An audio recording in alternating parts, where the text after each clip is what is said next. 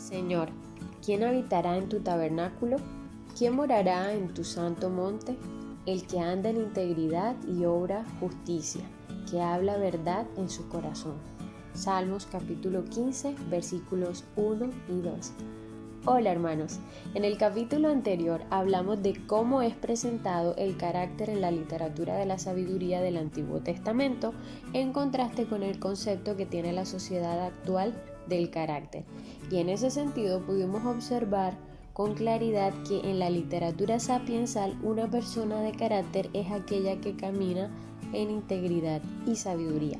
En el día de hoy vamos a estudiar el capítulo número 9 de nuestro libro Integridad y Sabiduría en la literatura de sabiduría. Recordándoles que estamos estudiando el libro Vivir con Integridad y Sabiduría de Miguel Núñez.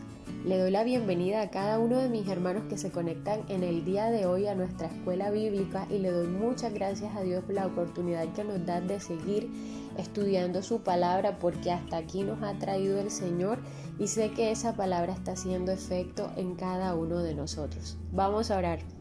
Bendito Dios que estás en los cielos, alabamos y glorificamos tu nombre, Señor. Dios, gracias por este día, por cada persona que me escucha, Señor, en cada hogar, en cada oficina, en cada lugar donde se pueda encontrar, Señor. Gracias por su vida, Señor, y gracias porque sabemos que tú tienes propósito todavía con cada uno de nosotros y estás formando, Dios, cada día nuestro carácter para parecernos a Cristo, Señor.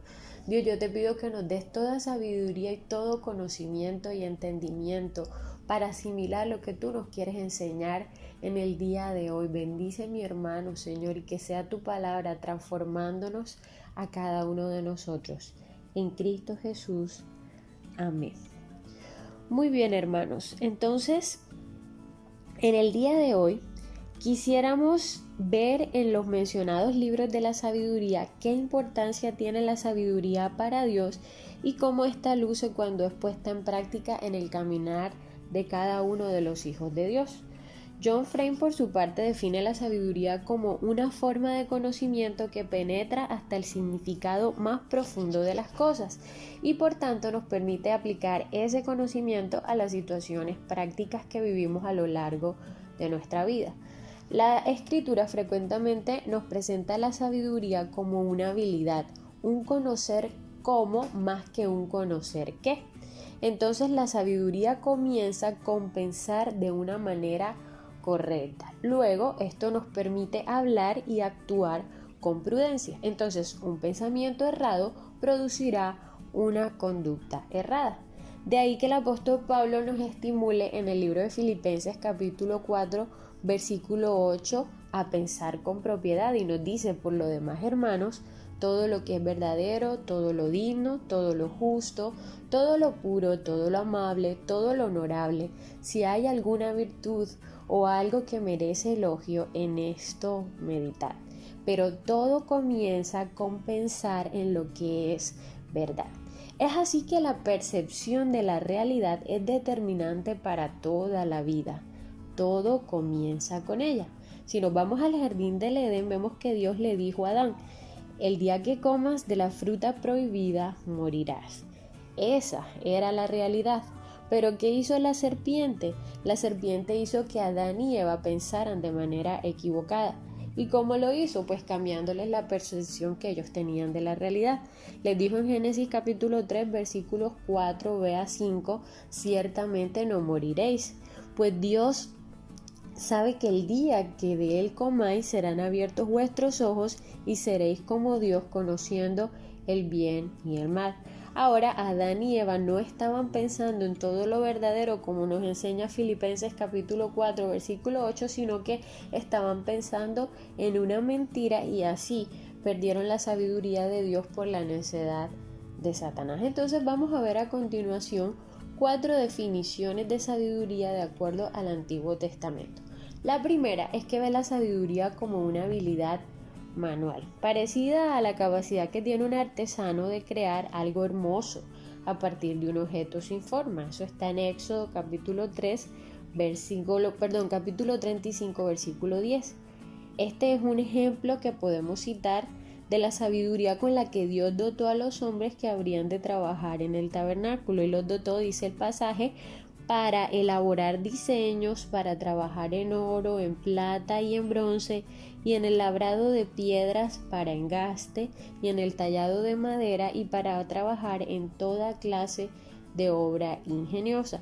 Entonces podemos ver desde esta perspectiva a la sabiduría como una habilidad manual para crear algo especial o algo hermoso y de valor. Esa es una de las 4 definiciones que estamos hablando de sabiduría que tiene el Antiguo Testamento. También la podemos ver como una habilidad intelectual, es decir, una capacidad para observar y explicar cómo funciona el mundo natural.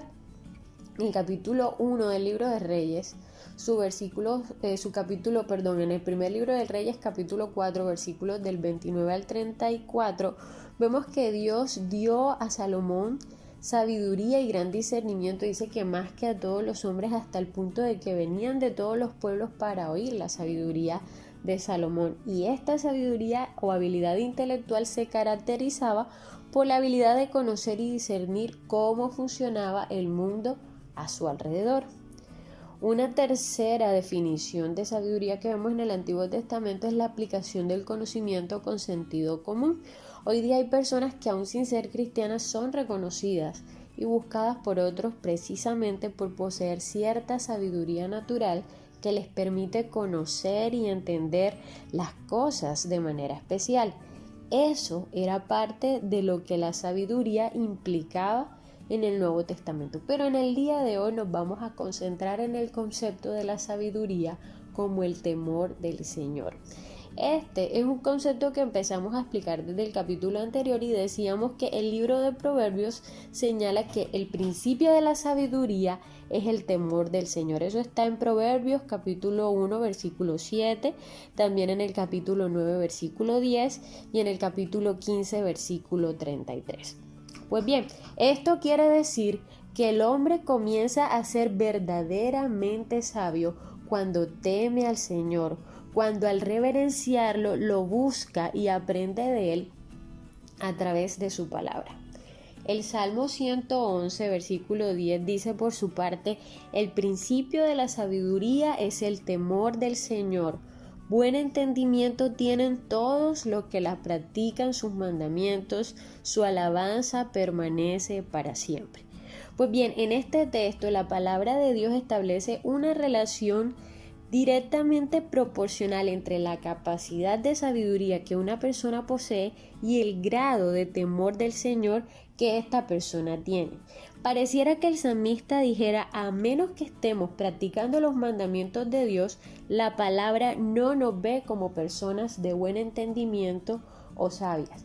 Y esto, mis hermanos, tiene mucho sentido, pues como veremos más adelante, si alguien no tiene el temor del Señor, no tiene una relación con Dios, y si no tiene una relación con Dios, no tendrá una visión del mundo y de la vida conforme a la manera en que Dios ve el mundo, ni tampoco tendrá su perspectiva, o sea, la perspectiva de Dios, de las personas que lo habitan, de la forma en las que ellas se relacionan y su creación en general. De modo que la única manera en que podemos tener una idea de cómo funciona el mundo y cómo podemos evaluar y reaccionar ante los acontecimientos de la vida es conociendo lo que Dios ha revelado sobre todas estas cosas. Pero sin temor de Dios nosotros nunca lo vamos a poder lograr. Entonces, ¿cuáles son las implicaciones del temor de Dios?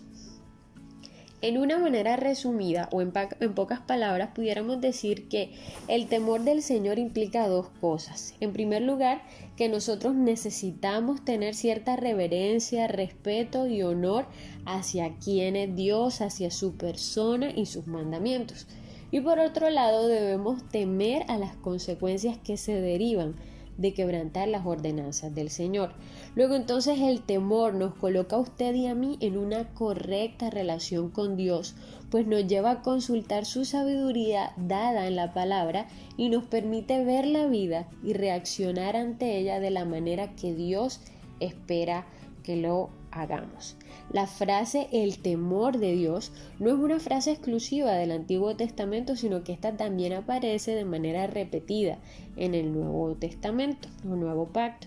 El apóstol Pablo dijo a los corintios en el segundo libro de Corintios capítulo 7, versículo 1: por tanto, amados, teniendo estas promesas, limpiemos de toda inmundicia de la carne y del espíritu, perfeccionando la santidad en el temor de Dios. Ahora, si usted y yo analizamos este versículo, podremos ver la relación que la palabra de Dios establece entre el temor del Señor y nuestra vida de santidad. Ahora, la Biblia también nos muestra la relación que existe entre la ausencia de temor y una vida de pecado. Miremos lo que dice el Salmo capítulo 36, versículos del 1 al 4. Dice: la transgresión habla al impío dentro de su corazón. No hay temor de Dios delante de sus ojos, porque en sus propios ojos la transgresión le engaña en cuanto a descubrir su iniquidad y aborrecerle. Las palabras de su boca son iniquidad y engaño. Ha dejado de ser sabio y de hacer el bien. Planea la iniquidad en su cama, se obstina en su camino que no es bueno, no aborrece el mal. Si nosotros analizamos este pasaje, notaremos que en el versículo 3 de este salmo dice que este individuo ha dejado de ser sabio y de hacer el bien. Esto, mis hermanos, es justo lo que sucede cuando usted y yo abandonamos el temor de Dios, dejamos de ser sabios y nos volvemos necios. De la misma forma, una vez que perdemos el temor de Dios, comenzamos a dejar de hacer el bien para transgredir la ley de Dios y luego terminamos engañándonos en cuanto a nuestra propia pecaminosidad, pues esto nos hace tener una visión totalmente distorsionada del mundo y de la vida, y por lo tanto usted y yo nos volvemos personas carentes de sabiduría. Así que si no estamos en una relación correcta con Dios, no podemos vivir de otra manera que no sea engañados. Y cuando usted y yo vivimos engañados, no podemos ser sabios. Cuando alguien vive engañado, no aborrece ni tampoco desecha la iniquidad. Y no lo hace porque ni siquiera se entera que anda en pecado, pues carece de entendimiento. Esa es la esencia de la necedad. El necio no entiende a Dios, no entiende los mandamientos de Dios y no entiende cómo caminar con Dios. No entiende ni siquiera cómo vivir porque carece de sabiduría, ya que no hay temor de Dios en él. Es por eso que la palabra dice en Proverbios 1:7, el temor de Dios es el principio de la sabiduría. Es así que el que no teme a Dios no conoce sus mandamientos, y el que no conoce sus mandamientos pues andará perdido en su propio caminar, ya que no puede haber una verdadera sabiduría sin una relación con Dios. Mis hermanos, la sabiduría no comienza con una acumulación de datos ni de información, sino teniendo una relación con Dios. La sabiduría no es algo que usted y yo podamos adquirir por medio del estudio. La sabiduría viene de Dios, es un don de Dios, como afirma Santiago capítulo 1 versículo 5, pero si alguno de vosotros se ve falto de sabiduría, que la pida a Dios, el cual ha dado a todos abundantemente y sin reproche, y le será dada. Entonces, si no tenemos temor de Dios, ¿cuál es la probabilidad de que Él quiera darnos ese regalo? Ninguno. Si usted tiene cierto grado de temor de Dios, tendrá cierto grado de sabiduría. Pero mientras más temor de Dios tengamos usted y yo, mientras más reverencia y aprecio tengamos por la persona de Dios, por su carácter, por su palabra, por su causa, más complacido estará Dios con nosotros, y por tanto Él querrá darnos aún más iluminación. Proverbios 9:10 dice: el principio de la sabiduría es el temor del Señor, y el conocimiento del santo es inteligencia. De modo que el conocimiento de Dios mejora nuestra inteligencia y aumenta nuestra sabiduría, porque cuando Dios se complace de nosotros, Él nos da entendimiento. Todos los que queramos tener entendimiento, pensemos que el principio es el conocimiento de Dios. Entonces viene el temor de Dios, que trae sabiduría, nos lleva al conocimiento y nos da entendimiento. Además, su palabra nos deja ver cómo luce en realidad el mundo. Entonces, Lo importante es que nosotros tengamos este principio bien presente en nuestras mentes, de modo que cuando estemos en medio de una situación muy compleja y no sepamos qué hacer, el Señor espera que usted y yo le pidamos a Él que nos dé sabiduría, que nos dé entendimiento. Hacerlo demuestra una vida de confianza y de fe en Dios. Es bien triste ver cómo muchas veces hemos reducido a Dios a un raciocinio humano y nos hemos olvidado que Dios es un Dios vivo, aquel que es capaz de cobrar y obrar en medio de nuestras vidas más allá de nuestro entendimiento. Conocer a Dios, mis hermanos, nos permite ver, evaluar y discernir el mundo y la vida desde un punto de vista espiritual. Es decir, que nos ayuda a ver las cosas, como dice, por encima del sol. Entonces vamos a analizar ahora un poquito el caso del rey Salomón. Todos hablamos siempre de Salomón, el hombre más sabio del mundo que terminó, con una vida no tan sabia. Pero vemos que el rey Salomón recibió más sabiduría que cualquier otro hombre haya podido recibir en la faz de la tierra. Pero si hubo algo que él no demostró durante el tiempo en que escribió Eclesiastés fue precisamente sabiduría. Salomón terminó viviendo la vida por debajo del sol, según había quedado plasmado en el libro. En un momento dado, él escribió en Eclesiastés capítulo 3, versículo 19a, porque la suerte de los hijos de los hombres y la suerte de los animales es la misma. Como muere el uno, así muere el otro. Dice el autor que si hay algo que suena como razonablemente necio, como un razonamiento necio, es eso. Y si hay algo que suena poco sabio, es eso. Pero ¿cuál es la diferencia entre este Salomón que expresa con tan poca sabiduría y aquel otro del cual la palabra misma testifica que poseía una gran y extraordinaria sabiduría? Pues la única diferencia, mis hermanos, es su relación con Dios. No hay nada más. Como cuando él pronunció estas palabras necias, tenía el mismo intelecto con el cual nació, la misma cantidad de materia gris que cuando todos los habitantes de la tierra acudían a él para oír su sabiduría. Lo que él ya no poseía en ese momento era una relación correcta con Dios. Dicho de otra manera, Salomón perdió los lentes de Dios para ver la vida. Él había perdido toda la sabiduría que Dios le había dado porque ya no había temor de Dios en él. Pero cuando Salomón vuelve en sí, él concluye el libro de Eclesiastés con estas palabras. Está en Eclesiastés capítulo 12, versículo 13b. Dice: teme a Dios y guarda sus mandamientos, porque esto es el todo del hombre. Ese, mis hermanos, es el principio de la sabiduría. Eso es lo que nos conecta con Dios. Si nos desconectamos, perdemos de inmediato todo entendimiento. Por su parte, el apóstol Pablo en 1 Corintios nos ayuda a entender cuándo comienza en realidad el entendimiento. Dice en la primera carta de Corintios capítulo 2, versículo 14, pero el hombre natural, o sea, el que no conoce a Dios, dice, no acepta las cosas que son del Espíritu de Dios, porque para él son necedad y no las puede entender. Entonces no es simplemente que no las entiende, es que no puede hacerlo. ¿Y cuál es la razón? Pues la razón es que, dice el texto, porque se han de discernir espiritualmente. Cuando una persona viene a los caminos de Dios es cuando su sabiduría verdaderamente comienza, porque es entonces cuando por primera vez puede ver el mundo como el Señor lo ve. Hasta ese momento esa persona poseía una sabiduría natural que muchas veces le da una perspectiva por debajo del sol, que no es la correcta y que no es la que Dios valora. De ahí entonces que si el temor de Jehová es el principio de la sabiduría, es la regeneración, ese nacer de nuevo, lo que permite que la persona comience a entender la sabiduría por primera vez. Otra vez regresemos a lo que dice Santiago capítulo 1, versículos del 5 al 6. Vamos a ampliarlo un poquito.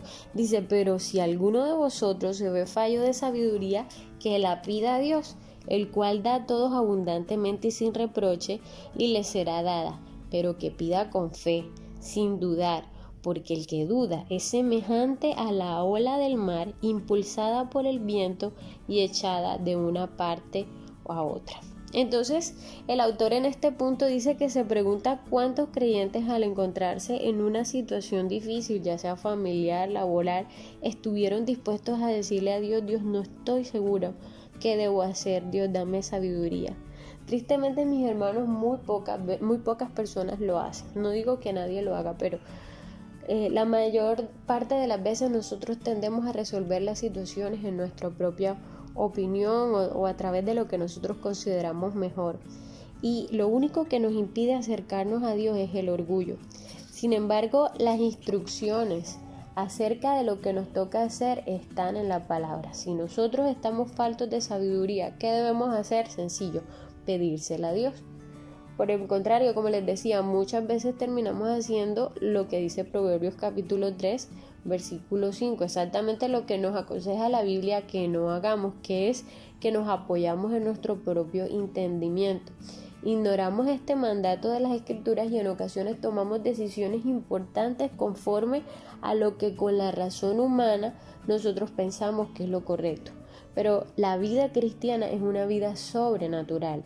Nuestro nuevo nacimiento es sobrenatural. El Espíritu que mora en usted y en mí es sobrenatural. El Dios que tenemos es sobrenatural. Entonces, ¿cómo es que reducimos todo a una vida natural? Cuando actuamos así, nos parecemos a los intelectuales de este mundo, pues permitimos que nuestro intelecto explique la mente de Dios. Decidimos creer en un Dios sobrenatural, pero luego no podemos explicar las cosas de manera... Luego, cuando no podemos explicar las cosas de manera natural, no las creemos. Entonces, ¿dónde está nuestra fe?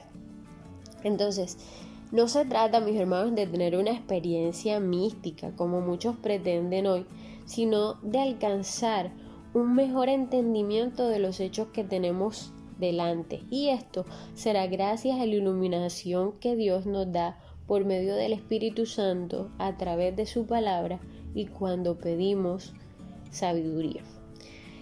Andrew Murray, muy a propósito del tema del orgullo que tenemos al no preguntarle a Dios, dijo lo siguiente: la verdad es esta, el orgullo tiene que morir en usted o nada del cielo puede vivir en usted. Mi hermano, muchas veces la falta de sabiduría que nosotros tenemos se debe a una ambivalencia al caminar. Quiere la sabiduría de Dios la persona, pero sin un caminar íntegro y sin estar en conformidad con los mandamientos de Dios. Es el ejemplo que damos a veces con que quiero bajar de peso, pero no quiero comer sano y no quiero hacer ejercicio, quiero tener una mejor relación con Dios, pero no le dedico tiempo a Dios. Entonces queremos tener sabiduría, pero no queremos pagar el precio de un caminar íntegro y sin estar de conformidad con los mandamientos de Dios, mis hermanos, y de ahí está la necesidad de entender lo que significa andar en el temor de Dios. Si usted tiene el temor de Dios, no va a caminar de forma ambivalente, sino en santidad. Pero cuando no tenemos este tipo de relación con Dios, cuando no tenemos temor reverente por su santidad, terminamos siendo personas de doble ánimo, inestables en todos nuestros caminos. Retomamos otra vez lo que dice Santiago 1, pero ahora vamos a llevarlo al versículo 7 y 8 que dice, pero que pida con fe sin dudar. Vamos a tomarlo desde ahí, porque el que duda es semejante a la ola del mar, impulsada por el viento y echada de una parte a otra. No piense pues ese hombre que recibirá cosa alguna, siendo hombre de doble ánimo, inestable en todos sus caminos. Santiago está hablando aquí de alguien caracterizado por una inconsistencia en actitud y en espíritu más que en una duda ocasional.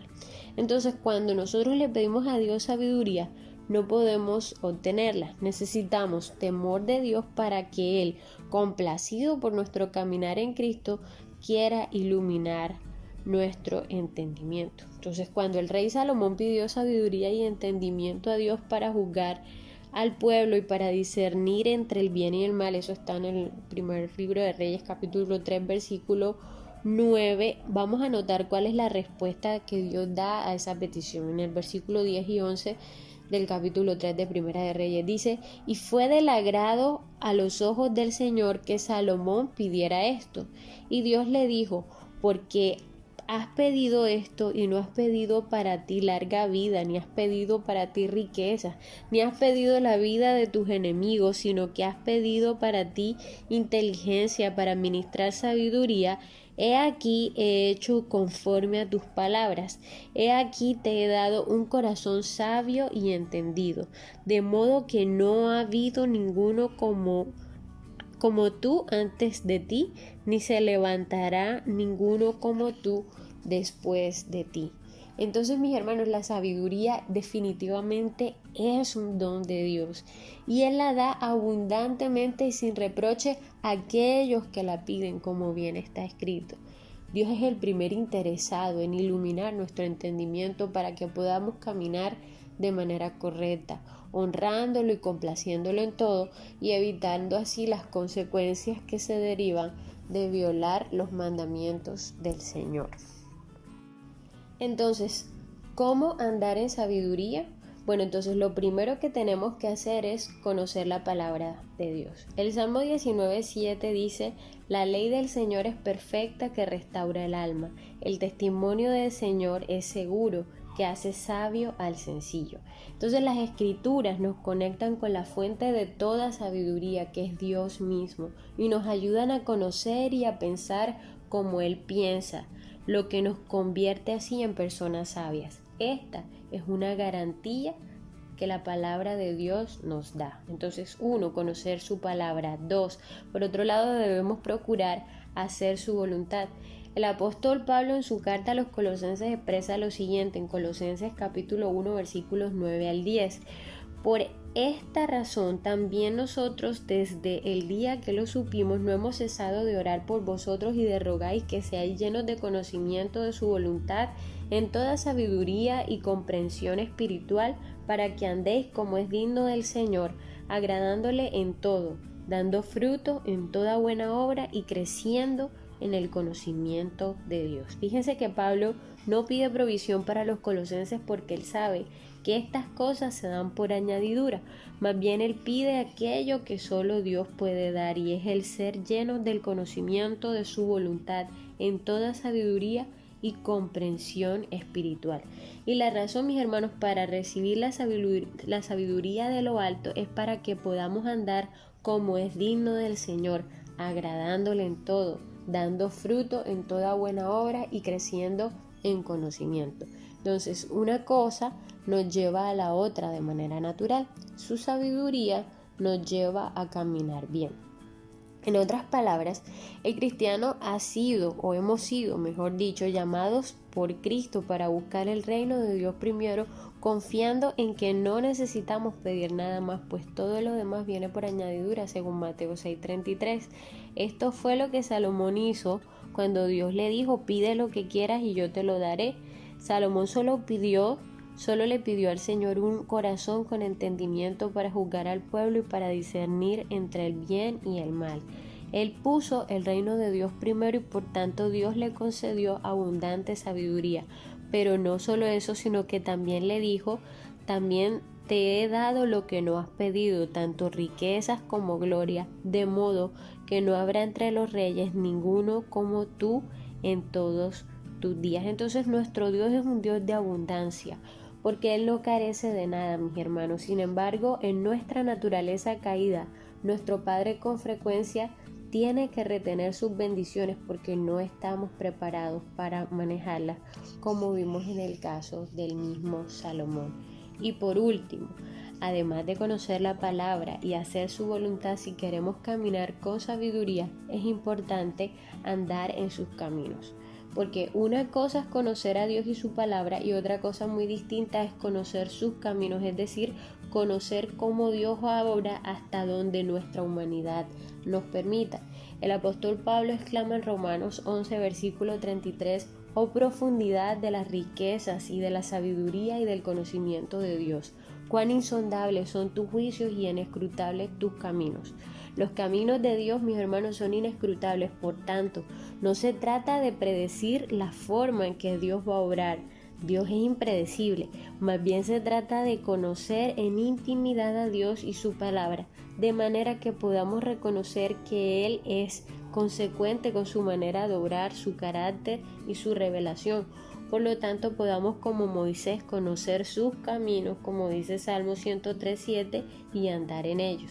Porque la voz de Dios, mis hermanos, siempre es consecuente con su palabra, con su carácter, con sus propósitos, con mi crecimiento espiritual y con las responsabilidades que Él impone. Entonces, la reflexión final de este capítulo es que en la palabra de Dios la sabiduría y la integridad son consideradas como virtudes supremas. Y es por eso que en Job capítulo 28:18 Dios las compara a la sabiduría con las riquezas. Dice: coral y cristal ni se mencionen. La adquisición de sabiduría es mejor que las perlas. La sabiduría es mejor que las riquezas y las posesiones. Cuando andamos sabiamente, Dios se complace de nosotros y nos bendice con su provisión, con su bonanza, con su amor, con su instrucción, con su compasión y con su confianza. Todo esto es el resultado de andar en el temor del Señor, que la palabra de Dios afirma es el principio de la sabiduría. Pero ¿cómo puede el simple salir de la simpleza? Pues él necesita más reflexión y más tiempo de meditación en la palabra de Dios. Entonces, toda sabiduría, mis hermanos, está dado a nuestro alcance. Y Salomón dice que escribió el libro para corregir a los simples, para ayudarlos a entender, para enseñar a los jóvenes a que tengan prudencia y discreción, y para enseñarles a discernir dichos profundos. Muy bien, hermanos, de esto se trataba el capítulo número 9, que es integridad y sabiduría en la literatura de la sabiduría. Espero que Dios nos haya hablado en el día de hoy y que nos ayude a poner su palabra por obra. Bendito Dios, te alabamos y te glorificamos, Señor. Gracias por esta palabra que nos regalas y nos recuerda, Señor, la importancia de sabiduría, Dios. Danos sabiduría, Padre. Danos sabiduría, ayúdanos a entender y a ver cómo tú ves, Señor. Danos conocimiento de ti, oh Dios. Danos entendimiento, Señor. Ayúdanos a buscarte a ti primero, Dios, y a confiar en ti todo lo demás en nuestra vida, Señor. Ilumina toda la oscuridad que hay en nuestro ser, Dios, con la luz de tu palabra, Señor. Y que nosotros podamos, Señor, con el temor tuyo, Señor, honrarte, Dios, a través de la obediencia, Señor, a tus mandamientos y de un caminar íntegro delante de ti. Bendice a mi hermano, Señor. Provee todo aquello de lo cual tiene necesidad, pero sobre todo en este día te pido, danos sabiduría, Dios. En Cristo Jesús. Amén. Mis hermanos, que el Señor los bendiga. Fue para mí un placer compartir en el día de hoy esta enseñanza. Y me despido de ustedes agradeciéndoles la atención, y no me quiero ir sin invitarlos a que se conecten a nuestro sitio web y puedan compartir y aprovechar todo el contenido que se sube en nuestra página cada día. Que Dios les bendiga y les guarde. Un abrazo grande para todos.